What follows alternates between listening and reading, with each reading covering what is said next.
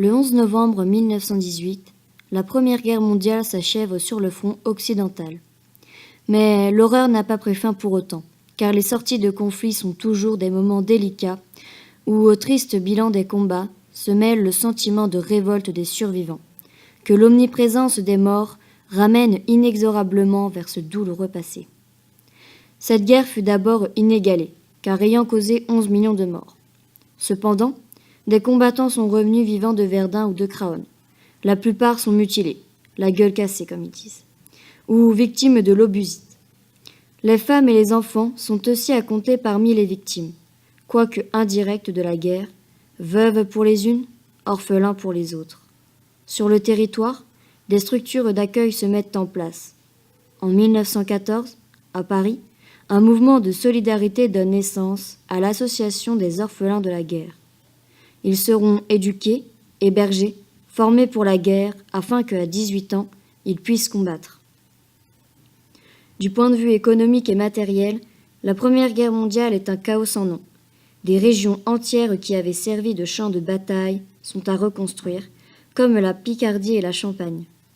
De nombreux bâtiments sont détruits, ainsi que des usines, et de nombreuses villes sont dévastées. L'appauvrissement de l'Europe est de fait évident, alors même qu'il reste encore à rembourser les emprunts aux citoyens, aux alliés, et à verser de l'argent aux veuves, mutilés et autres orphelins. La reconstruction du vieux continent va dépendre, pour l'essentiel, des États-Unis, nouvelle première puissance mondiale, et de son dollar, dorénavant monnaie la plus utilisée dans le commerce international. Parallèlement, une vague révolutionnaire naissante se diffuse en Europe. Suivant la révolution russe de 1917, les spartakistes tentent le soulèvement insurrectionnel dans la République de Weimar dès le 5 janvier 1919. Ils échoueront devant les corps francs et ancreront dans l'esprit des hommes politiques de l'époque l'idée d'une menace rouge, à endiguer coûte que coûte. En France, les grèves des années 20 seront à la fois celles d'une société plus brutale, car, pour partie, revenue de la guerre en même temps que celle d'un syndicalisme plus virulent que jamais. Enfin, la Première Guerre mondiale a engendré la mise en place d'une véritable société mortifère. Ce peuple de France, marqué à jamais par cette guerre, décide de construire, en l'honneur des soldats tombés pour la patrie, des monuments aux morts. 36 000 communes orneront alors leur place de la mairie ou de l'église, de ces lieux de mémoire.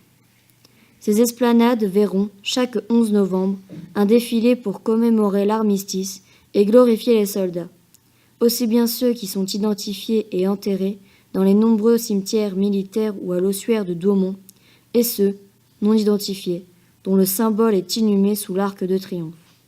Ainsi, ce fameux tombeau du soldat inconnu symbolise-t-il la persévérance du peuple pour en finir avec la guerre et pour le pacifisme.